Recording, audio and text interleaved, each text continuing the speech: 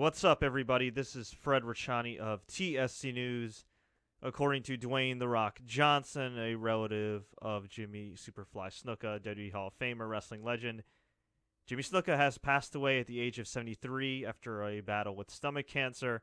He is best known for being the innovator of the Superfly Splash, particularly the Superfly Splash off the top of the cage onto Don Morocco, which inspired many a wrestling fan, many future wrestlers, including Mick Foley.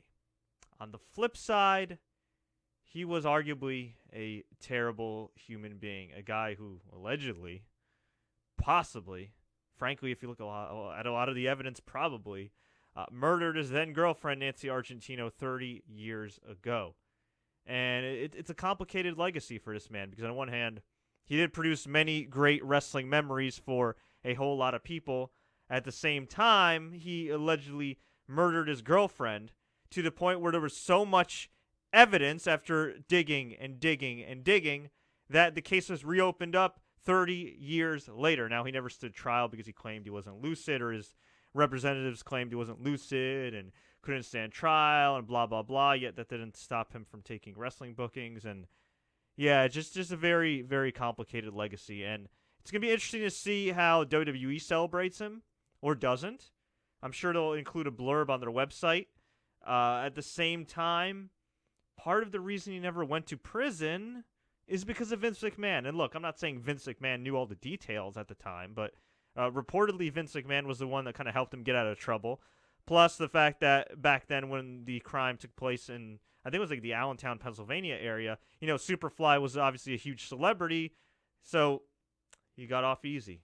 Hell, he didn't even get on anything. He just got off. And, you know, for people that might say, well, it's unfair. It's unfair. They're just allegations. The fact that this case was able to be reopened up 30 years later speaks volumes. The fact that in his own book, he wrote some wishy-washy story that ended up getting investigated, which led to him almost standing trial. I mean, that's some pretty serious deal, kids. I mean, seriously. And if you're one of those people that say, oh, well, you know, he was never proven guilty. Well, okay, let me give you the cliff notes of his story here. I'll quote this Twitter account here, @WordsBig80s. R.I.P. Jimmy Snuka, heard he was taking a leak on the side of the road, slipped, hit his head, and then was murdered in a hotel room. Now, granted, that's not the exact excuse that Jimmy Snuka used 30 years ago, but it's something like that. I mean, it's just such a BS story. So please pardon me if I have trouble finding sympathy for a man who was probably murdered or dying.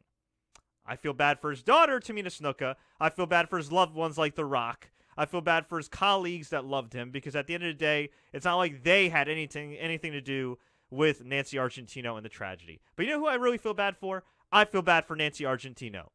I feel bad for her family, because her family tried so hard to get justice, and they were this close, and no cigar.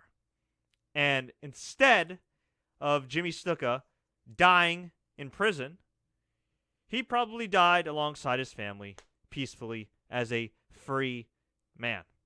Now, that being said, stomach cancer is no joke. I would never wish cancer on my worst enemy. My grandma's currently going through that. It's freaking terrible. But I guess if there's any solace for people who wanted justice, it's to say that, you know, at the end of the day, you know, the dude passed away, not peacefully, but due to a very cruel and painful disease. So, I don't know. Like I said, it's a very complicated legacy. He was part of the first WrestleMania. He is one of the iconic performers in wrestling history. But, again, in my humble opinion, the bad sure as hell outweighs the good. But I want to hear from you. Were you one of those people that got to see Jimmy Snuka live back in the day on television, live at Madison Square Garden, maybe in the territories? Maybe you saw him in the last 15 years when he made a WrestleMania appearance, when he made a couple appearances here and there on Raw and SmackDown. Let me know. Leave a comment below. Tweet us. Facebook us. Do what you got to do. If you want more wrestling news updates like this, please click the subscribe button.